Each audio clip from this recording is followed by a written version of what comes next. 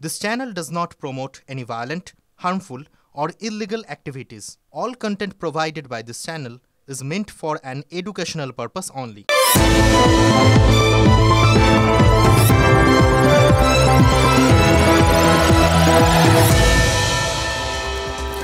দেখুন, ইতিহাস মানে হচ্ছে হিস্ট্রি। এবার এই হিস্ট্রি শব্দটা এসছে গ্রিক শব্দ হিস্টোরিয়া থেকে, যার মানে হচ্ছে ওই কিছুটা খুঁজে দেখা, কোনো কিছুকে একটু বিচার করে দেখা, এরকম একটা বিষয় আর কি। কিন্তু যখন ছোটোবেলায় এই হিস্টোরি বানানটা তো ওইরকম ইংরেজিতে, সেটা যখন হতো, বলা হতো, আলোচনা হতো, তখন কীরকম আমরাও আলোচনাও করতাম, বলাও হতো। ব্যাপারটা কীরকম যেন হিজ স্টোরি এরকম ব্যাপার আর কি। মানে কোথাও গিয়ে না পুরুষতান্ত্রিক গন্ধ, পুরুষদের গল্প, এটাই হচ্ছে ইতিহাস, এরকম ব্যাপার আর কি।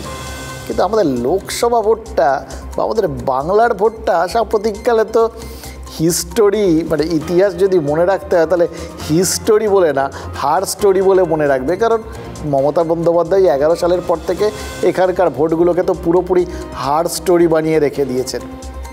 আরও একটা কারণ আছে জানেন তো, এবার লড়াইটা অবশ্যই হিস্টোরি হবে না হার স্টোরি হবে তার মধ্যে, কিন্তু তার মধ্যেও একটা ইতিহাস অন্য কারণের জন্য এবারের ভোটটাকে মনে রাখতে পারে, এবং সেটাও কিন্তু হার স্টোরি।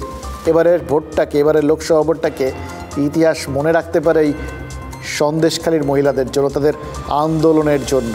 সে এক ঝাঁক মহিলা রাস্তার মধ্যে নেমে এসছেন, হাতে যে যা পেরেছেন, প্রতিরোধ, প্রতিবাদ, এই জিনিসটা একটা মানে গণ অভ্যুত্থান যেন ঘটেছিল সন্দেশখালীতে, এটা চট করে দেখা যায় না। এমনিতে অবশ্য তারপর থেকে যতদিন যাচ্ছে মনে হচ্ছে সন্দেশখালী এখন আর শুধু ওই দক্ষিণ 24 পরগনার ওই প্রান্তরটায় নেই, এখন সন্দেশখালী গোটা দেশময় ছড়িয়ে গেছে। ইনফ্যাক্ট এবারের ভোটটাই মনে হচ্ছে সন্দেশখালীময়। মানে দেখুন, শেখ শাহজাহান তো ছিলেনই, মোগল সম্রাট শাহজাহানের নামও ছোটোবেলার থেকে ইতিহাস বইতে অতবার পড়িনি, বা অন্য জায়গাতেও বোধহয় অতবার নেই যতটা এই সন্দেশখালী শাহজাহানের নাম সাম্প্রতিককালে আমরা পড়েছি বা বলেছি।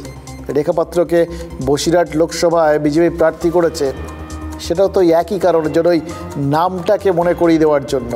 আন্দোলনের বাকি যারা ছিলেন, ওই ভিড়ের মধ্যে থেকে যারা মুখ হয়ে উঠেছিলেন, তাদেরও কিন্তু এবার এই ভোটের প্রচারের কাজে লাগানো হচ্ছে। প্রথম দফার ভোট রয়েছে উত্তরবঙ্গের 3টে জেলায়, কোচবিহার, আলিপুরদুয়ার আর জলপাইগুড়ি। এই 3টে জায়গাতে 19 তারিখ ভোট, এবং সব জায়গাতে বিজেপির প্রচারে অন্যতম মুখ হচ্ছেন সন্দেশখালীর এই মহিলারা। এমনি না, ওই শাহজাহানকে মনে করাতে। জলপাইগুড়ির মালবাজারে বিজেপি প্রার্থী জয়ন্ত কুমার রায়ের সমর্থনে কাল বিজেপি মহিলা মোর্চার বৈঠক ছিল, এবং সেই বৈঠকে ছিলেন ওই সন্দেশখালী আন্দোলনের অন্যতম মুখ।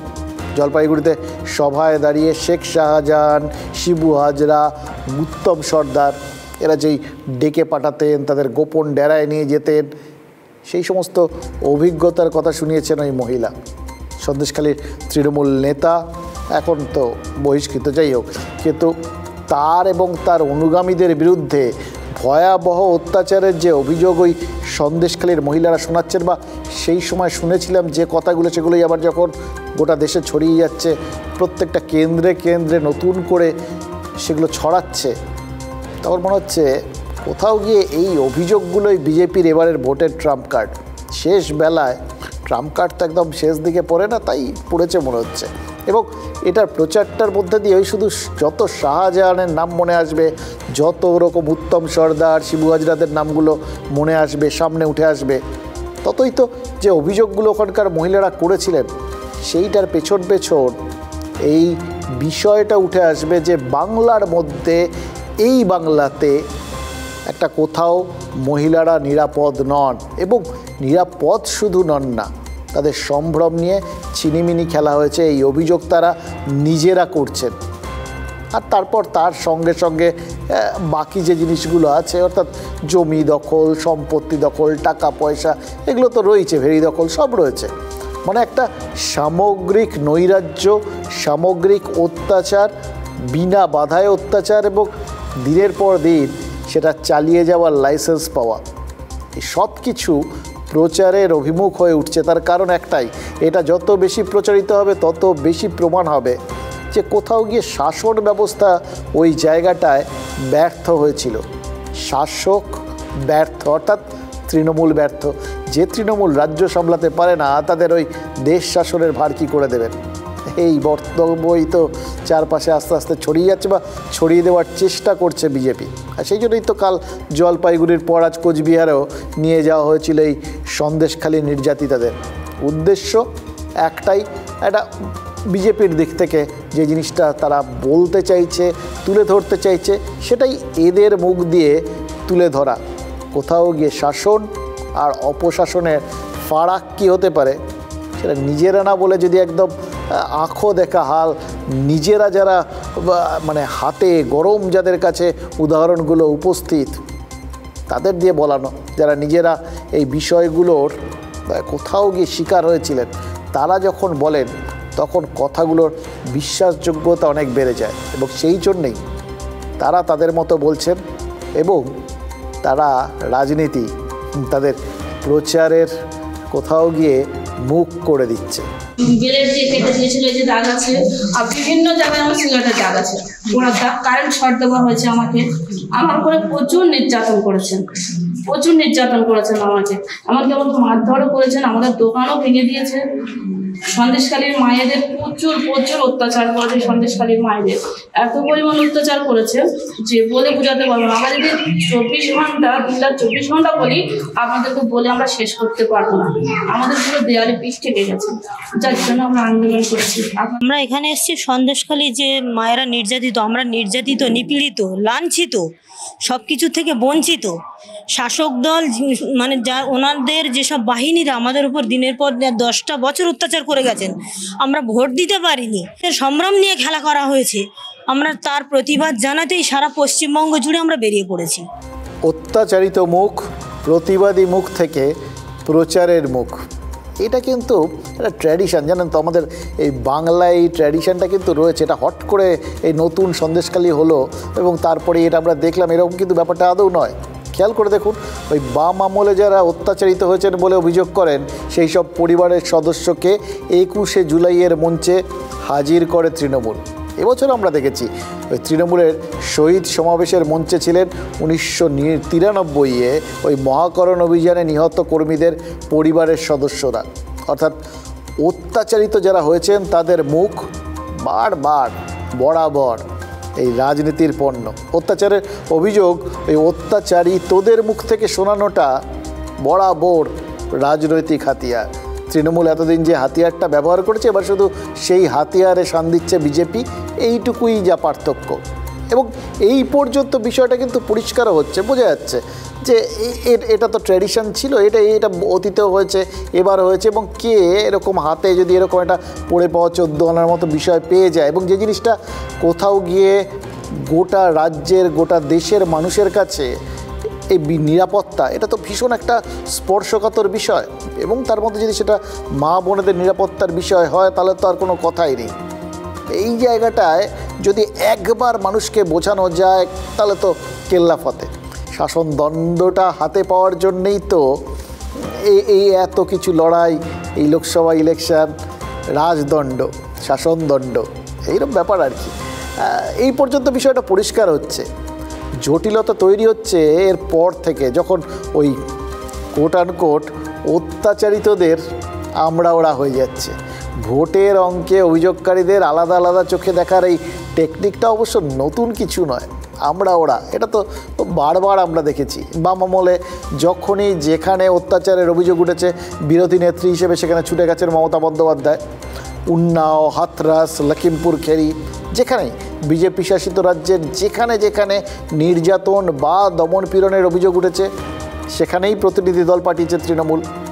অথচ এগুলো ওরা, আমরা কামধুনির থেকে পার্ক স্ট্রিট হয়ে সন্দেশখালী, এ রাজ্যে যখনই নারী নির্যাতনের এই অভিযোগগুলো সামনে এসছে, রাজ্যের তৃণমূল সরকার বা তৃণমূল হাইকমান্ড তারা কিন্তু ডিনায়াল, মানে অস্বীকারের মোডে চলে গেছে। হয়েছে নাকি সাজানো, মিথ্যে, এরকম অনেক কিছু আমরা শুনেছি। সন্দেশখালীও তার থেকে আলাদা নয়। সন্দেশখালীর মহিলাদের নিয়ে বিজেপি প্রচারে নেমেছে উত্তরবঙ্গে, এখনও এত কিছুর পরও এ কথা শুনে রাজ্যের প্রাক্তন উত্তরবঙ্গ উন্নয়ন মন্ত্রী গৌতম দেব কী বলেছেন জানেন? সেই পুরনো বক্তব্য, পুরনো একদম রেকর্ড করা বাঁধা ধরা যে গদগুলো শাসকরা যেটা বলে সেটাই বলেছেন তিনি। তার গলাতে সেই একই বক্তব্য, সব চক্রান্ত, মিথ্যে, রাজনৈতিক উদ্দেশ্য প্রণোদিত। অথচ কদিন আগেই ব্রাত্য বসু, এই সরকারেরই বর্তমান মন্ত্রী, শিক্ষামন্ত্রী, আমার সামনে এইখানে বসে বলে গেছেন তৃণমূল ভোটে যদি হই হই করে যেতে তাহলেও কিন্তু সন্দেশখালির অভিযোগগুলো মিথ্যে হয়ে যাবে না। মানে সন্দেশখালির অভিযোগটা অস্বীকার করার কোনো জায়গা নেই, সত্যি। তা সত্ত্বেও কেন গৌতম দেব এখনও চক্রান্তের অভিযোগে এরকম বলতে হয় বুঝি শাসকদের? আর এইটা যখনই তিনি বলছেন তার মধ্যে তখন মনে হচ্ছে যে হয়তো অন্য সময় হলে তারা কিছু বলতেন না, কিন্তু এখন যখন রাজ্যের বিরোধী দল বিজেপি তারা সব প্রান্তে, দেশেও বিভিন্ন জায়গায় এই সন্দেশখালিকে প্রচারের হাতিয়ার করছে, তখন কি তৃণমূলের এটা দায়িত্ব হয়ে দাঁড়াচ্ছে? এটাকে কোনো না কোনোভাবে অস্বীকার করতেই হবে। সন্দেশখালির যে প্রত্যক্ষ অভিজ্ঞতা তাদের আছে, মধ্যরাত্রে তুলে নিয়ে গিয়ে যে পিঠা খাওয়ার বদভ্যাস তৃণমূলের ছিল, শাহজাহানের কুকীর্তি ইত্যাদি যত উত্তরবঙ্গের লোকজনের কাছে যারা ভুক্তভোগী তারা বলতে পারলে ঘটনাটা খুব ক্লিয়ার হবে, তাহলে কি হয়েছে এবং তারা ঠিক করতে পারবেন যে এই অত্যাচারী তৃণমূলকে শিক্ষা দেওয়ার জন্য ইভিএমই একমাত্র হাতিয়ার। সব প্ল্যান্টেড কাজ আগে থেকে তৈরি করে, সেগুলো নিয়ে সে কোনো অথেন্টিসিটিও নেই। এটা অত্যন্ত দুর্ভাগ্যজনক। এরকমভাবে নিয়ে এসে গ্রামের মহিলাদের, তাদের আমরা সম্মান করি, বাড়ির মা বোন, তাদের নিয়ে এসে এইভাবে বেআব্রু করার চেষ্টা, জাস্ট টু গেন সাম ভোট। আপনাদের টার্গেট হচ্ছে 42টা জেতা, মমতা বন্দ্যোপাধ্যায় বলেছেন। তো ধরে নিচ্ছি 42টাই আপনারা জিতে গেলেন, সন্দেশখালি মিথ্যে হয়ে যাবে? না, হবে না। সন্দেশখালি মিথ্যে হবে না, উন্নাও মিথ্যে হবে না, হাতরাসও মিথ্যে হবে না। উন্নাও ঘটার পরে বিরাট লিড নিয়ে 19-এ এসছেন। যদি আমরা জিতিও তার মানে এমন নয় যে সন্দেশখালিতে কিছু ঘটেনি, কিন্তু সন্দেশখালি একটা বড় অংশ এই কথাও বলতে পারে যে এগুলো বিচ্ছিন্ন ঘটনা, এগুলো প্রশাসন যথারীতি ব্যবস্থা নিয়েছে, আমরা প্রশাসনের উপর আস্থা রাখছি, এটাও বলতে পারে।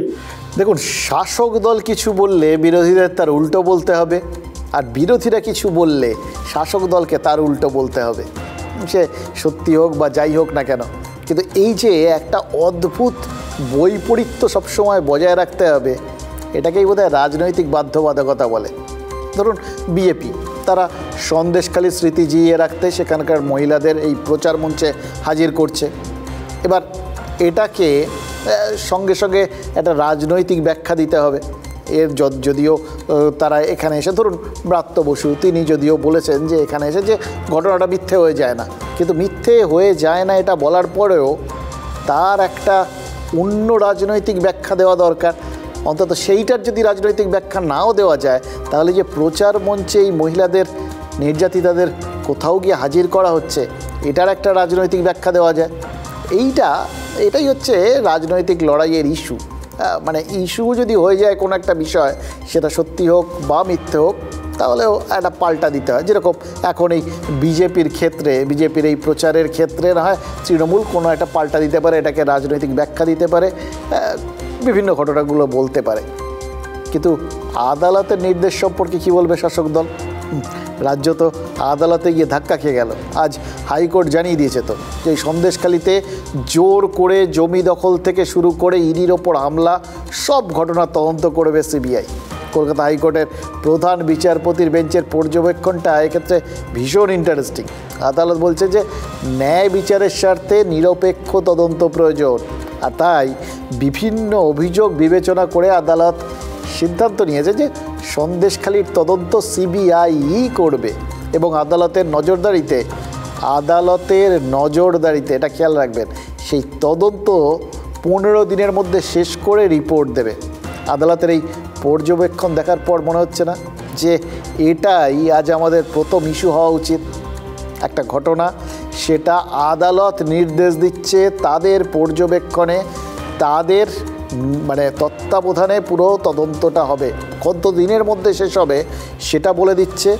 এবং কোথাও গিয়ে এই কেন্দ্রের এজেন্সিকে বিশেষ দায়িত্ব দিচ্ছে, যেটা নিয়ে সরকারের প্রভূত পরিমাণ আপত্তি থাকে। এবার নিরপেক্ষ তদন্তের স্বার্থে আদালতও যখন কেন্দ্রীয় এজেন্সির ওপর ভরসা রাখছে, তখন আমাদের মানে সাধারণ মানুষের কি করা উচিত? আমরাও কি তাহলে এই বিরোধী দলগুলোর মতোই যেখানে যা কিছু ঘটবে তাতেই এবার থেকে ওই কেন্দ্রীয় এজেন্সির তদন্ত চাইব? আদালতের এই রায়কে আমরা স্বাগত জানাচ্ছি। সন্দেশখালির ঘটনা এবং আদালতের রায় আরও একবার প্রমাণ করে দিল যে তৃণমূল সরকারের অনুপ্রেরণায়, মমতা বন্দ্যোপাধ্যায়ের অনুপ্রেরণায় মহিলাদের উপর যে অত্যাচার হয়েছে তার প্রাইমা ফেসি কোনো প্রমাণ, প্রাথমিক কোনো প্রমাণ তদন্তে উঠে এসেছে। সেই জন্যই মহামান্য আদালত ঠিক করলেন যে এখানে সিবিআই তদন্ত প্রয়োজন, রাজ্য পুলিশ দেওয়া হবে না। সিবিআইকে দিয়ে দেওয়া মানে সত্যবাদী যুধিষ্ঠিরের হাতে চলে গেল এবং সেখানে ন্যায় বিচার হবে এরকম ভাবার তো কোনো কারণ নেই। সিবিআইয়ের কনভিকশন রেট কটা? সিবিআই কোনো তদন্তেরও সুরাহা করতে পারে বলে সাধারণ মানুষ মনে করেন। কোর্ট যে রায় দিয়েছে সেই রায়ে কোনো রাজনৈতিক দলের সুবিধে হবে বলে আমি মনে করি না। সেই রায়ে সন্দেশখালীর মানুষের জীবন জীবিকা এবং তাদের যে দাবি সেগুলোর কিছুটা হলেও পূরণ হবে। দেখুন, একটা জিনিস জাস্ট একটু ভাবতে ইচ্ছে করে বা বুঝতে মনে হয় যে বোঝাটা দরকার আর কি, যে এই যে ধরুন যে জিনিসগুলো এই রাজনৈতিক নেতারা জানেন, ধরুন সিবিআই তারা কত দূর তদন্ত করতে পারে, কত দিনে করতে পারে, আলটিমেটলি তার থেকে কী বেরোয়, তারা নিরপেক্ষ কিনা, এই যা যা বিষয় নিয়ে রাজনৈতিক দলগুলো যা বিভিন্ন বক্তব্য রাখে, শাসক দল একরকম বলে, বিরোধীরা আরেক রকম বলে, এটা তো আমরা শুনি। এই যে বিভিন্ন ব্যাখ্যাগুলো, এগুলো কি আদালত জানে না? এটা জাস্ট জানতে ইচ্ছে করে আর কি। নইলে তারা যখন এই বিভিন্ন রায়গুলো দেয় এবং নিরপেক্ষ তদন্তই তো আদালত চায়, যখন তারা মনে করছে যে কিছু, যখন এরকম একটা রাজ্যের পুলিশ আছে, সিআইডি আছে, তাদের কাউকে না দিয়ে তারা যখন সিবিআইকে তদন্তটা দিচ্ছে, তখন ধরতে হবে আদালত নিরপেক্ষ। সুতরাং তারা যে তদন্ত চাইবে সেটাও নিরপেক্ষ তদন্ত, সেটার স্বার্থেই তারা ওই সিবিআইকে দায়িত্ব দিয়েছে। অর্থাৎ কিছু একটা ঘটেছে বলে তারা প্রাথমিকভাবে তারা কোথাও গিয়ে বিশ্বাস করেছে। এবং হাইকোর্টের প্রধান বিচারপতির বেঞ্চ আজকে বলে দিয়েছেন যে সিবিআই তদন্তের স্বার্থে যাকে খুশি ডাকতে পারে।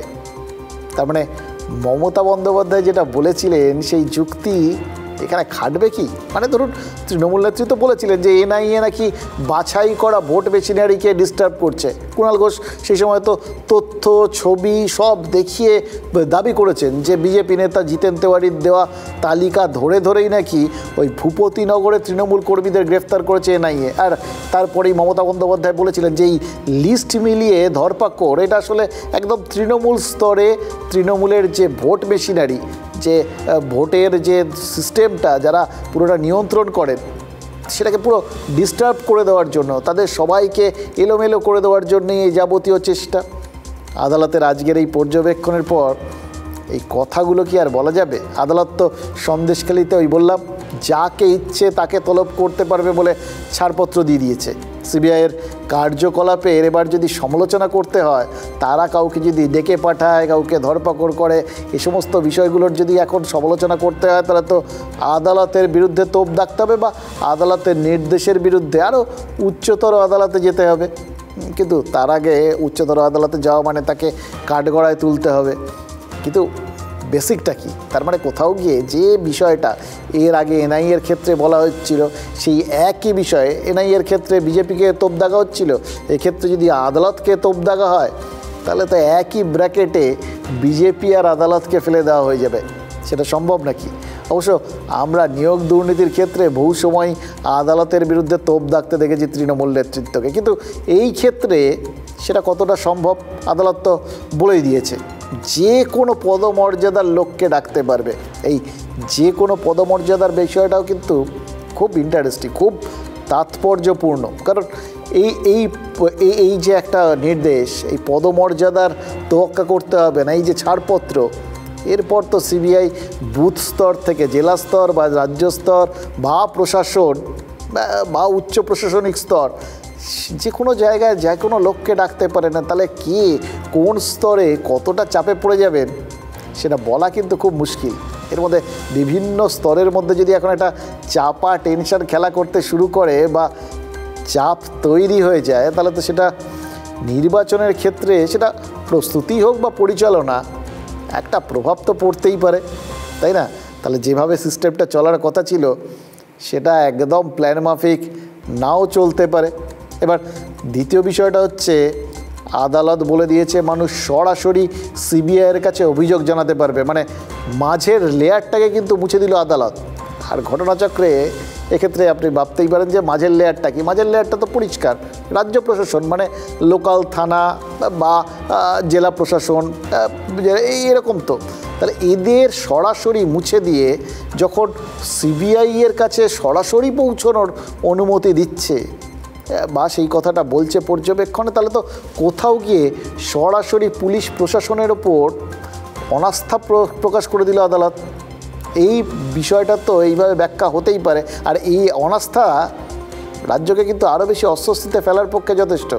এক তো মান সম্মানের প্রশ্ন, আর দ্বিতীয়ত এর ফলে কে কোথায় গিয়ে কি বলবেন এবং কি পয়েন্ট পাবে তার ভিত্তিতে সিবিআই আবার কাকে ডেকে পাঠাবে, মানে গোটা জায়গাটা একদম হুলুস্থুলু কাণ্ড হয়ে যাবে, বুঝতে পারছি।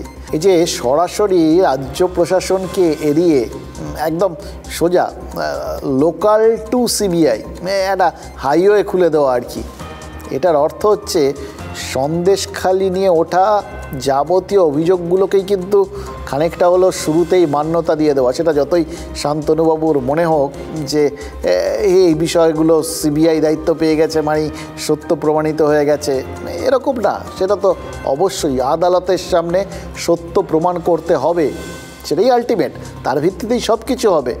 কিন্তু মাঝের জায়গাগুলোর ক্ষেত্রটায় যদি নিরপেক্ষতা এবং ভরসাযোগ্যতা থাকতো, তাহলে তো এই মাঝের লেয়ারকে এড়িয়ে সরাসরি সিবিআইয়ের কাছে যেতে বলতো না আদালত। মানে ওই মাঝের লেয়ার সম্পর্কে অভিযোগগুলো সেগুলো কোথাও গিয়ে আদালতও বিশ্বাস করছে, সেই জন্যই তো তাদের এড়িয়ে গেছে, এটাকে তো মানতে হবে। আজ দক্ষিণ দিনাজপুরের বংশিয়ারিতে ভোট প্রচারে এসেছিলেন অমিত শাহ। এবার কেন্দ্রীয় স্বরাষ্ট্রমন্ত্রী কিন্তু তৃণমূলের অস্ত্রকেই তৃণমূলের বিরুদ্ধে প্রয়োগ করে দিয়েছেন। এটা এবার বিজেপির লেটেস্ট একটা স্টাইল হতে চলেছে। ওই প্রথমে বললাম ওই যেরমভাবে অত্যাচারিতদের ওই কোথাও মঞ্চে তুলে তৃণমূল আগে প্রচার করতো, সেটাই এখন বিজেপি করছে। এক্ষেত্রেও স্বরাষ্ট্রমন্ত্রীও তাই করেছেন, তৃণমূলের অস্ত্রকেই তৃণমূলের বিরুদ্ধে প্রয়োগ করে দিয়েছেন। আমরা কি জানি?